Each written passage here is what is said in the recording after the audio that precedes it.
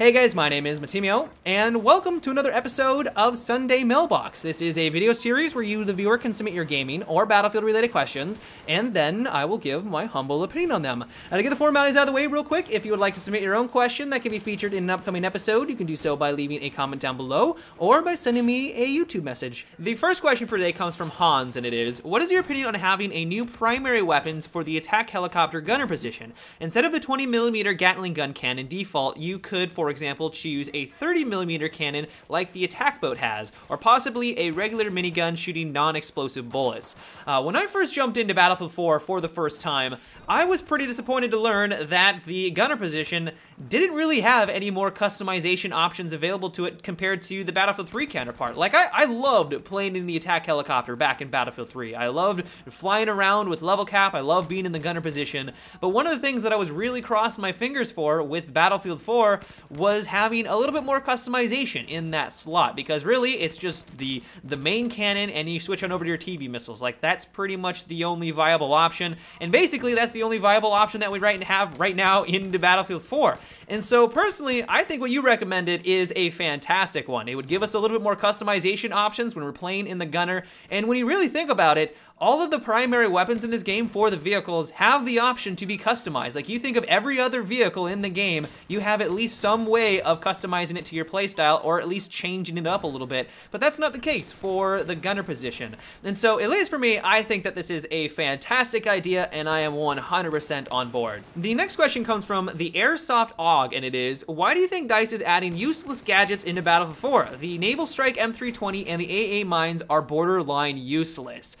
What it really comes down to is DICE is just trying to sell more copies of not only Battlefield 4, but also the premium service, or just the individual DLC. Like, if you have the option to buy a map pack that only has maps, or if you had the option to buy one that had maps, new weapons, and new gadgets, which one would you be more likely to pick up? Personally, I would probably be more likely to pick up the one that had more in it. And so I'm assuming this is the reason why DICE is going down this path and trying to give us more. And while technically they don't actually add anything into the game, because they can use this as a talking point or a selling point, they're just going to add it because it allows them to sell more copies. It makes buying premium or makes buying Battlefield 4 more appealing. And this is also true for the main game. Like, for Battlefield 4, there are a lot of gadgets that, while I really enjoy and I think that they add a nice dynamic into the game, there are some that are completely useless. No one uses them. Some of the support gadgets come to mind, some of the stuff for the assault class.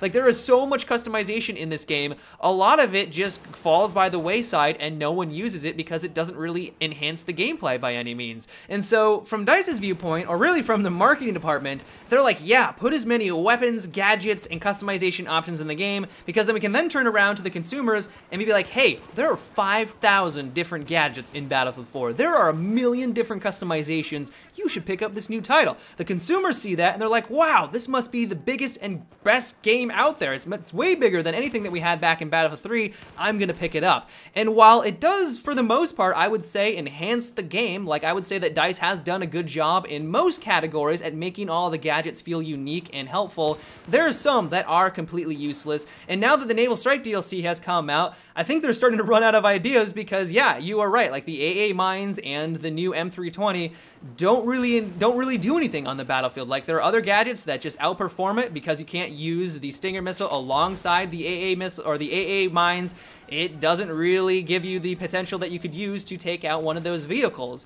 And while I realize this sounds very cynical, and just a second ago I was talking about how more customization for the gunner position would be a good thing for Battlefield 4, I think if done correctly, more customization and more options is good. Like, if it's implemented correctly, it's well balanced, it enhances the gameplay. But at this point, especially with the Naval Strike DLC, these gadgets just are underperforming, and they really don't add anything to the game, and I think at this point it is just a selling point. The next question is, what do you think about buffing the SR338's headshot multiplier to around 3 times to guarantee a one-shot headshot at all ranges while not increasing its overall damage output, but also decreasing the bloom on successive shots? To avoid it from becoming too powerful, they could probably increase its recoil. I am all for buffing the SR338 sniper rifle because, admittedly, it's a pile of trash. Like, a lot of people right now are claiming that it is one of the worst weapons in the game. I'm one of them, and so I think that a increase in its effectiveness is needed for this to feel like it's actually a viable option on the battlefield. That being said, I do not believe that this is the way to go about it. If you give a one-shot killing potential to a sniper rifle like this, and it's semi-automatic, why would you have the incentive to use basically all of the other bolt-action rifles in the game? The reason why you use bolt-action rifles in Battlefield 4 is for that one-shot killing potential, or at least a lot of damage for most of them. If you made it so that a semi-automatic weapon that admittedly does have a low rate of fire for a semi-automatic, like compared to a lot of the designated marksman rifles, it is definitely on the low end, but compared to the bolt-action rifles, it's a lot higher. Like, it's basically double of the bolt-action rifles. And so what would be the incentive of using the standard bolt-action rifles? Like, the main appeal of them is that they have that one-shot killing potential if you're able to line up a headshot, but if the SR338 with a higher RPM has that same potential, you would see a lot more people gravitating on over towards that weapon. And so honestly, I think what really just needs to happen is that they need to reduce the amount of bullet deviation. Like, that is the first step. Like, when I use a sniper rifle, I expect at least some resemblance of accuracy, and right now that just is not the case with the SR338. So that needs to be the first step. The next step is to either slightly increase its damage so its one-shot killing potential is a little bit further than it is right now, a little bit further than that 10 meters, or just make it so that it has a slightly higher rounds per minute. You don't want to go too crazy, and honestly, I think your suggestion is pushing a little bit too far, because we do want the SR338 to be a viable option, which it's not right now, but we don't want to get to the point where everyone is using it and every single recon on the battlefield is using one particular weapon. The next question comes from Sniper Gunny, and it is, how would you like the idea of a chance for a round to bounce off the armor of a main tank? I wouldn't say like a 50-50 chance, but something like 1 in 4 or even slimmer. And if this chance did occur, the damage for that shell would be negated, or even say the round would ricochet and say hit a wall or possibly another player nearby.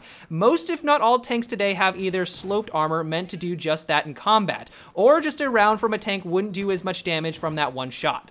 This would definitely make things more realistic. I have heard that in the real world this happens every once in a while, where a RPG will ricochet off a tank and not do the full damage, and while this would bring some authenticity into Battlefield 4, at the same time, I would not want this gameplay mechanic in the game. Just think, for example, you're in a tank and you're about to get into a firefight with another enemy vehicle. You start the firefight first, you're about to win, but then at the last second, when you fire off your last shell, which is going to take them out, it ricochets off of their hull. At that point, they fire off theirs, they don't get that random that RNG that slaps you in the face, and they destroy you. How infuriating would that be at that instant? Like, I personally would be in a rage-induced state, and I think a lot of people would be frustrated if that happened to them, because it just felt like a random number generator just kicked them in the nuts. Maybe if they made it so that certain sections or certain sides of the tank had a higher percentage chance of causing the ricochet to occur, then you could maybe implement some more skill involved, and you could have that section of your tank facing an enemy vehicle, and it would also make it so that enemy tanks have to shoot at, the broadside or directly on an enemy vehicle to reduce that ricochet to occur. But at the same time, if it's just more of a random number generator, I think most people would just be upset by that mechanic. Maybe I'm completely wrong. Maybe you guys will let me know down below in the comment section, and this sounds like the best idea that has ever occurred in Battlefield, and you would love if they added it into the game. But at least for me, I don't think it would be the best game mechanic, and so I would not want that. But that's about it for today's Sunday Mailbox, guys. I hope you enjoyed. Once again, if you would like to submit your own question that could be featured in an upcoming episode, you can do so by leaving a comment down below or by sending me a YouTube message. But until tomorrow, guys, have a good one, and take it easy.